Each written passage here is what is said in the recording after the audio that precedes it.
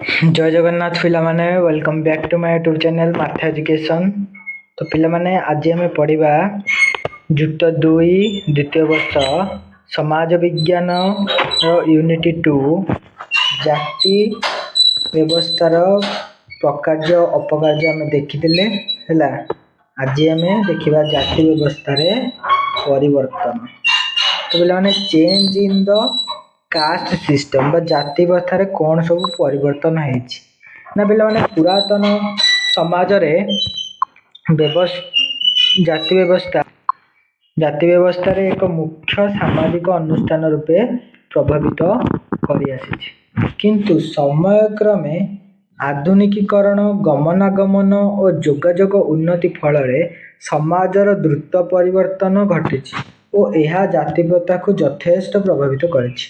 फल जाति प्रथा संरचना और प्रकार्य अनेक परिवर्तन परिलक्षित होती। जाति प्रथा थिबा कठोर नीति नियम क्रमशः दुर्बल होगा लगी। जाति प्रथार परिवर्तनशील दिग गुड़ी को निम्न आलोचना करागला। पिला माने सेठी कौन कहला ना आमर मुख्य सामाजिक अनुष्ठान रूप प्रभावित कर कौन कौन ना किंतु समय क्रमे आधुनिकीकरण गमनागमन जोगाजोगर उन्नति फल समाजर द्रुत परिवर्तन घटी। आगुरी ये सब किसी ना आमको बहुत असुविधा होता। तो एबे जो नुआ गमनागमन आधुनिकीकरण शिल्पीकरण जोगाजोग गमनागमन उन्नति है या फल जाति व्यवस्था विभिन्न परिवर्तन आसगुड़िक कौन कौन ना देख प्रथम होमर ब्राह्मण मानकर प्राधान्य ह्रास। ब्राह्मण मानकर प्राधान्य ह्रास बा decline in the Brahmanical dominance है। ब्राह्मण माने समाज रे उच्च नीच क्रम सर्वाधिक पदमर्यादा और प्रस्थिति उपभोग करते। सेमानंकु देवतांक अंश बोली धरा जाउथिला। राजसभा सेमानंकु सम्मान करा जाउथिला। मात्र परिवर्तित समाज रे ब्राह्मण मानकर आधिपत्य बहु परिमाण रे ह्रास पाइछि हैला। बहु परिमाण रे ह्रास पाइछि ना केमिति ह्रास पाइछि। सामाजिक अनुष्ठान जातिभित्तिक नीति को अनुसरण न करी दक्षता और क्षमता गुरुत्व देइ अछि। तेणु ब्राह्मण मानकर प्रभाव ह्रास पाइबारे लागिछि। से माने कौन कहला ये ना आगुरी ब्राह्मण मान जाति श्रेष्ठ होइथिबारु सेमानकु कौन मिलुतिला ना उच्च स्थान मिलुतिला। राजप्रासाद से उच्च स्थान मिलुतिला सम्मान मिलुतिला एवं बाहर मध्य तांको बहुत सम्मान तांकर बहुत प्रस्थिति माने अधिक उच्च धरणर प्रस्थिति से माने लाभ करथिले। तो ये जो परिवर्तन हवा फल तो कौन ना सामाजिक अनुष्ठान जाति भित्तिक नीति को अनुसरण न करी दक्षता और क्षमता को गुरुत्व दि जाएगी। आगुरी कौन होता ना एबे जो सामाजिक अनुष्ठान गुड़िक सब बाहर एगुड़ाक कौन है ना जो लोकर दक्षता अच्छी सी से कम को करिवो हैला। सी ब्राह्मण हो क्षत्रिय हो वैश्य हो कि शूद्र हो से लोकटा माने तार दक्षता अच्छी सी से कम पे योग्य। जमती आगुरी आम जाने कि गोटे लोक तार जाति अलग जाति सी कि चाहिए तार जाति चेंज करके अलग कम कर पार नथिला कहीं सी तार कौलिक वृत्ति करुला। किंतु एथिरे सेमिति नहीं। एथिरे कौन ना यार जो दक्षता अनुसार से माने से काम करेंगे है। तो या फल कौन है ना ब्राह्मण मानकर क्षमता कमिगला। तेणु ब्राह्मण मानकर प्रभाव ह्रास पाइबारे लगे। बुझिपाइल। तापर आमर आसो द्वितीय नंबर देछि खाद्य पानीय सामाजिक मिलामिशा थिबा कटकणा रे परिवर्तन ना आधुनिक शिक्षा शिल्पीकरण गमनागमन और जोगाजोगर उन्नति फल जाति प्रथा रे थिबा सामाजिक कटकणा रे द्रुत परिवर्तन घटिछि। विभिन्न जातिर लोक माने शिक्षानुष्ठान शिल्प संस्था और अन्य संस्था रे मिलिमिशि कार्य करछन। सेमाने पूर्वरु चली आसुथिबा नीति नियम को मानिबा को पसंद करूना। विभिन्न जातिर सदस्य माने शिक्षानुष्ठान रे अध्ययन कला बेले बा होटेल रे एकत्र बसी खाद्य ग्रहण कला बेले अछुआ भेदभाव नीति को मानु नांदी। फल रे खाद्य और पानीय रे थिबा कटकणा धीरे धीरे उभेई जाउछि। ପିଲାମାନେ ଆଗରୁ ଖାଦ୍ୟ ପାନୀୟରେ ବହୁତ କଟକଣା ରହୁଥିଲା ଯେ ଉଚ୍ଚ ଜାତିର ଲୋକମାନେ ଏଇସବୁ ଖାଦ୍ୟ ଖାଇବେ, ନିଚ ଜାତିର ଲୋକମାନେ ଏଇସବୁ ଖାଦ୍ୟ ଖାଇବେ ହେଲା। ତ ସେମିତି ଆଉ କିଛି ବି କଟକଣା ରହୁନି, କାରଣ ସମସ୍ତେ ମିଳିମିଶି ଗୋଟିଏ ଜାଗାରେ କାମ କରୁଛନ୍ତି। ଆଧୁନିକୀକରଣ ଫଳରେ ସମସ୍ତେ ମିଳିମିଶି ଗୋଟିଏ ଶିକ୍ଷାନୁଷ୍ଠାନ, ଗୋଟିଏ ଶିଳ୍ପ ଅନୁଷ୍ଠାନ ହେଲା, ସମସ୍ତେ ମିଳିମିଶି କାମ କରୁଛନ୍ତି। ଏବଂ ଏଥିରେ କ'ଣ ହେଲା ନା ଗୋଟେ ଲୋକଟେ ନା ଗାଁରେ ଅଛି ହେଲା, ସେ ଗାଁରେ ଅଛି, ତାର ରୋଜଗାର ହେଲାନି ତ ସିଏ ସହରକୁ ଆସିବ କାମ କରିବାକୁ। ସିଏ ଯେମିତି ଗାଁରୁ ଆସିଛି, ଆହୁରି ବି ବିଭିନ୍ନ ଲୋକ ଆଉ ବିଭିନ୍ନ ପ୍ରକାର ଗାଁରୁ ଆସିଛନ୍ତି, କିଏ କେଉଁ ଜାଗାରୁ ଆସିଛନ୍ତି, ସିଏ ବି ସେଇ କାମ ଅନୁସନ୍ଧାନରେ ଆସିଛନ୍ତି। ତ ଇଏ ଗୋଟେ ଶିଳ୍ପରେ କାମ କଲା, ୟାର ପଇସା ଦରକାର ତ ଇଏ ଶିଳ୍ପରେ କାମ କଲା। ତ ଅଲଗା ଲୋକମାନଙ୍କର ବି ପଇସା ଦରକାର, ସିଏ ବି ସେ ଶିଳ୍ପରେ କାମ କଲେ, ତାଙ୍କର ଦକ୍ଷତା ଅଛି କାମ କରିବା ପାଇଁ, ସିଏ କାମ କରିଲେ ପଇସା ନେବେ ହେଲା। ତ ସେମାନେ ଏଠି ଆଉ ଜାତି ଭେଦଭାବ ଦେଖିବେନି ହେଲା, ସେମାନେ କାମ କରିବାକୁ ଯାଉଛନ୍ତି ମାନେ ସେଠି କାମ କରିବେ। ଆଉ ସେ କାମ କଲା ଫଳରେ ଖାଇବା ପାଇଁ ମଧ୍ୟ ଯିବେ, ଖାଇବା ପାଇଁ ସିଏ ଯେଉଁ ଜାଗା ଧର ଗୋଟେ ହୋଟେଲକୁ ଗଲେ ହେଲା, ହୋଟେଲରେ ଗୋଟେ ନିଚ ଜାତିର ଲୋକକୁ ଭଲ ରୋଷେଇ କରି ଆସିଛି, ତ ସେ ହୋଟେଲଟା ବନେଇଛି, ତ ସିଏ ଏ ଲୋକଙ୍କୁ ଯେହେତୁ ଭୋକ ଲାଗୁଛି, ସେମାନେ କ'ଣ ଜାଣୁଛନ୍ତି ନା ସିଏ କ'ଣ ଇଏ କେଉଁ ଜାତିର କ'ଣ ଆଉ ସେଠି ଦେଖିବେ କି, ସେ ଯାଇକି ଖାଇଦେବେ ହେଲା। ତ ଏଇସବୁ ଫଳରେ କ'ଣ ହେଲା ନା ଜାତି ଛୁଆଁ ଅଛୁଆଁ ଭେଦଭାବ ନୀତିକୁ ଆଉ କେହି ମାନିଲେ ନାହିଁ, ଫଳରେ ଖାଦ୍ୟ ପାନୀୟ ଥିବା କଟକଣା ଧୀରେ ଧୀରେ ଉଭେଇ ଗଲା ହେଲା।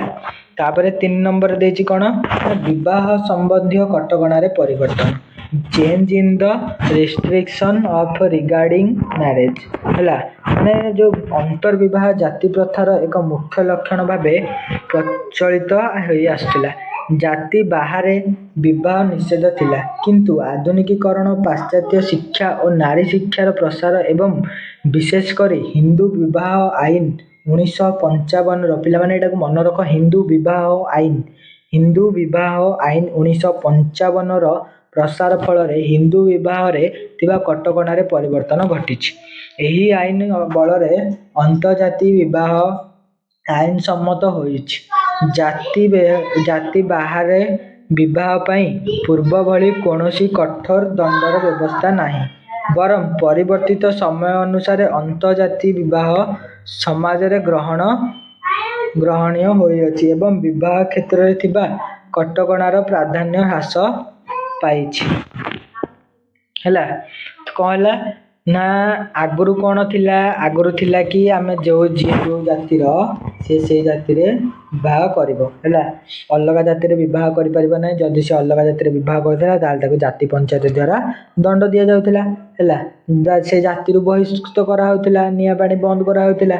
କିନ୍ତୁ ଏବେ ଆଉ ସେମିତି ନାହିଁ। ଏବେ କ'ଣ ନା ଆଧୁନିକୀକରଣ ଆଉ ପାଶ୍ଚାତ୍ୟ ଶିକ୍ଷା ଓ ନାରୀ ଶିକ୍ଷାର ପ୍ରସାର ଏବଂ ହିନ୍ଦୁ ବିବାହ ଆଇନ 1955ର ପ୍ରସାର ଫଳରେ ଯିଏ ଯାହାକୁ ମାନେ ଚାହିଁବ ତାକୁ ବିବାହ କରିପାରିବ, ଯିଏ ଯେଉଁ ଜାତିର ଲୋକକୁ ଚାହିଁବ ସେଇ ଜାତିର ଲୋକ ବିବାହ କରିପାରିବ ହେଲା। ସେମିତି ଆଉ କିଛି ରେଷ୍ଟ୍ରିକ୍ସନ୍ ରହିବ ନାହିଁ, କଟକଣା ରହିବ ନାହିଁ ହେଲା। ତ ପୂର୍ବ ଭଳି କୌଣସି କଠୋର ଦଣ୍ଡର ବ୍ୟବସ୍ଥା ମଧ୍ୟ ନାହିଁ, ବରଂ ପରିବର୍ତ୍ତିତ ସମୟରେ ଅନୁସାରେ ଅନ୍ତର୍ଜାତି ବିବାହ ସମାଜରେ ଗ୍ରହଣୀୟ ହୋଇଅଛି ହେଲା। ଯେଉଁ ଅନ୍ତର୍ଜାତି ବିବାହ ସମାଜରେ ଗ୍ରହଣୀୟ ହୋଇଅଛି ଏବଂ ବିବାହ କ୍ଷେତ୍ରରେ ଥିବା କଟକଣାର ପ୍ରାଧାନ୍ୟତା ମଧ୍ୟ ହ୍ରାସ ପାଇଅଛି ହେଲା। ବୁଝିପାରିଲ ବିବାହ କ୍ଷେତ୍ରରେ କେମିତି ପରିବର୍ତ୍ତନ ହେଲା। ତାପରେ ଏବେ ଦେଖିବା ଆମେ ବୃତ୍ତି କ୍ଷେତ୍ରରେ ପରିବର୍ତ୍ତନ। 4 ନମ୍ବରରେ ଆସିବ ତମର ବୃତ୍ତି କ୍ଷେତ୍ରରେ ପରିବର୍ତ୍ତନ। ବୃତ୍ତି କ୍ଷେତ୍ରରେ କେମିତି ପରିବର୍ତ୍ତନ ହେଲା, ଚେଞ୍ଜ ଇନ୍ ଅକୁପେସନ୍। ଜାତି ପ୍ରଥାର ସଦସ୍ୟମାନେ ନିଜର କୌଳିକ ବୃତ୍ତି ଅନୁସରଣ କରୁଥିଲେ, ଏହା ଜନ୍ମ ଦ୍ୱାରା ସ୍ଥିର ହୋଇଥିଲା। ଆମେ ସମସ୍ତେ ଜାଣିଛେ ଜନ୍ମ ଦ୍ୱାରା ଯିଏ ଯେଉଁ ଜାତିର ଜନ୍ମ ସେ ସେଇ ଜାତିର କୌଳିକ ବୃତ୍ତିକୁ କରେ ଏବଂ ତାକୁ କରିବାକୁ ସେ ବାଧ୍ୟ। ବ୍ୟକ୍ତିର ବୃତ୍ତି ନିର୍ବାଚନରେ କୌଣସି ସ୍ୱତନ୍ତ୍ରତା ନଥିଲା ହେଲା। ମାତ୍ର ଯାତାୟାତର ସୁବିଧା, ଶିଳ୍ପୀକରଣ ଓ ସହରୀକରଣ ଫଳରେ ଏହି ବୃତ୍ତିଗତ ବ୍ୟବସ୍ଥାରେ ପରିବର୍ତ୍ତନ ଘଟିଛି। ଶିଳ୍ପ ବ୍ୟବସ୍ଥା ଓ ବିଭିନ୍ନ ଅନୁଷ୍ଠାନ ଗୁଡ଼ିକର ଯୋଗ୍ୟତା ଓ ଦକ୍ଷତାକୁ ବିଚାରକୁ ନେଇ ପଦବୀ ପୂରଣ କରାଯାଇଛି, ଫଳରେ କୌଳିକ ବୃତ୍ତି ପ୍ରତି ସଦସ୍ୟମାନଙ୍କର ଆଗ୍ରହ ଓ ଆବଶ୍ୟକତା ହ୍ରାସ ପାଇଅଛି। ପିଲାମାନେ ଏଇଠି ବୁଝିପାରିଲ କ'ଣ କହିଲା ନା ଆଗରୁ ଲୋକମାନେ ଗୋଟିଏଙ୍କ ଜନ୍ମ ଦ୍ୱାରା ନିର୍ଦ୍ଧାରିତ ହୋଇଥିବା ବୃତ୍ତିକୁ ସେମାନେ କରିଆସୁଥିଲେ, ଯେଉଁଥିରେ ସେମାନଙ୍କୁ कम पैसा मिलूला तो तांकर दक्षता थिला कि अलग कौन काम करने। आधुनिकीकरण व शिल्पीकरण शहरीकरण हवा फल लोक मैंने कौन कले ना कम अनुसंधान जी पैसा से रोजगार करते से पाइला नहीं है तो से अधिक रोजगार करने चेष्टा कले। अधिक रोजगार करा गले कौन से वृत्ति छाड़ी देखले शिल्प कम मिलूँ तो सी से कम छाड़ी वृत्ति की छाड़ी देकी आसिक यही शिल्प कम कले से अधिक पैसा पाइले फल कौन है ना आउ से मैंने भी यहाँ देखिले कि आउ आग भाया दंड विधान नहीं कि जार जो वृत्ति से किसी कटकणा ना तो ये भाव में कौन है ना तुम वृत्ति क्षेत्र में परिवर्तन हो गला है। आ गोटे 5 नंबर आसला जाति परिस्थिति रे परिवर्तन change in caste status. 5 number आसला जाति परिस्थिति रे परिवर्तन चेंज इन कास्ट स्टाटस। पुरातन समाज रे व्यक्तिर सामाजिक परिस्थिति जाति द्वारा निर्धारित होता। व्यक्ति जो जातिर जन्म नेउथिला सेही जातिर परिस्थिति ताकू प्रदान करा जायतिला अर्थात जाति प्रथा प्रदत्त परिस्थिति पर प्रतिष्ठित थिला। किंतु वर्तमान समाज रे जन्म को बीती नक धन संपत्ति दक्षता क्षमता द्वारा सदस्य मानकर परिस्थिति निर्धारण होउछि। नीच जाति रे लोक माने कालक्रमे उच्च जातिर आचार व्यवहार और प्रथा परंपरा को अनुकरण करी उच्च परिस्थिति अर्जन करछन्ति। एहा छाड़ पाश्चात्य सभ्यतार प्रभाव व्यक्ति रुचि और विचार बहु परिवर्तन आनिछि। फल जातिर यह नियम धीरे धीरे दुर्बल होउछि। कौन है पे जाति परिस्थिति रे परिवर्तन केमिति हैला ना प्रथमे कौन है ना उच्च माने जो आमर जाति कराइतिला प्रथमे कह आसला ब्राह्मण हैला तापर द्वितीय रे क्षत्रिय तृतीय रे कि आसला ना तृतीय रे आसला वैश्य चतुर्थ रे आसला हमर शूद्र हैला। तो पे माने ए जो सब कौन है ना ए जाति परिस्थिति हमर थिला जी जी उच्च जाति रे थिला से माने उच्च परिस्थिति लाभ करथिले जे नीच जाति रे थिला सी नीच परिस्थिति लाभ करथिला। तो पे माने या क्षेत्र रे मध्ये परिवर्तन हेछि ना कौन ना जन्म वृत्ति न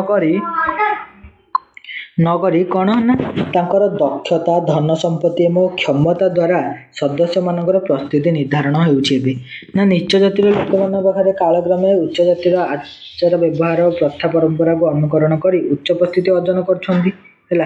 नीच जाति लोक मान को करछन्ति ना उच्च जाति लोक मानकर प्रथा परंपरा एवं तांकर आचार व्यवहार को अनुसरण करछन्ति माने देखुछन्ति से माने मध्ये सेही भली आचार व्यवहार करछन्ति से माने सेही भलिया सब तांकर प्रथा परंपरा गुडी को पालन करछन्ति। तो से माने कौन है ना तांको जाति परिस्थिति रे परिवर्तन आनिया पे चेष्टा करछन्ति। तो धीरे धीरे मध्ये से गुडा ए जो जाति माने जाति भेद एगुडा सब कमिबार लागिछि। फल जातिर एही नियम धीरे धीरे दुर्बल ए चलछि ने जो जातिर विरोध विचारधारा थिला सेटा धीरे धीरे कमी चलछि। एबे जातिर मध्ये परिवर्तन घटिछि। ताले आ गोटे पिला माने लास्ट पॉइंट हो तमर कोन ना नीच जातिर परिस्थिति रे परिवर्तन change in condition of lower caste. जाति स्तरीकरण व्यवस्था शूद्र मानकर स्थान सर्वनिम्न थिला। जाति ये रे कोन थिला ना शूद्र मानक स्थान सबुठु निम्न थिला। तुम माने जानिछो से माने समाज रे दलित अवहेलित हेउथिले। नीच जातिर लोक माने सब प्रकार सुविधा सुजोग वंचित हेउथिले। मात्र सरकारी उद्यम फल एवं सांविधानिक नीति प्रणयन फल सेमानकर परिस्थिति रे परिवर्तन आसीछि हैला। तो सेमानकु मिलुछि रिजर्वेशन मिलुछि हैला जोटा कि आम मन को मिलुनी सेमानकु एटा कोन एक्स्ट्रा सुविधा दिया जायछि। तापर पिला माने हमर कोन रहिबो ना आउ गोटे रहिला ता तळको टिके अछि फल सेमानकर सामाजिक अर्थनैतिक विकास संभव हो पारिछि हैला। आईन प्रणयन द्वारा समाज रो अस्पृश्यता दूर करा जायछि। अस्पृश्यता माने छुआ भेदभाव एटा सब आईन प्रणयन द्वारा कोन होइछि ना याकू बंद करा होइछि। विभिन्न क्षेत्र रे स्थान संरक्षण करा जाय दलित मानकर शिक्षागत आर्थिक सामाजिक क्षेत्र रे उन्नति साधन करा जायछि। सेमानक मध्ये विभिन्न क्षेत्र रे सुजोग मिलुछि काम करिया पई एवं संविधान फल रे समस्तinku गणतंत्र रे समस्तଙ୍କୁ समान अधिकार दिया जायछि। गणतंत्र रे समस्त समान जाति धर्म लिंग भेद समस्तଙ୍କ आगे कोन ना ସମସ୍ତେ ସମାନ, ଗଣତନ୍ତ୍ର ଆଗରେ ସମସ୍ତେ ସମାନ। ତ ପିଲାମାନେ ଆଜି ପାଇଁ ଏତିକି। ଆଶା କରୁଛି ଆପଣମାନଙ୍କ ଭିଡ଼ିଓଟି ବହୁତ ଭଲ ଲାଗିଥିବ। ନେକ୍ସଟ କ୍ଲାସ୍ରେ ଆମେ ପଢ଼ିବା ଜାତୀୟ ଶ୍ରେଣୀ ମଧ୍ୟରେ ପାର୍ଥକ୍ୟ ହେଲା। ଆଜି ପାଇଁ ଏତିକି, ରହିଲି। ଜୟ ଜଗନ୍ନାଥ।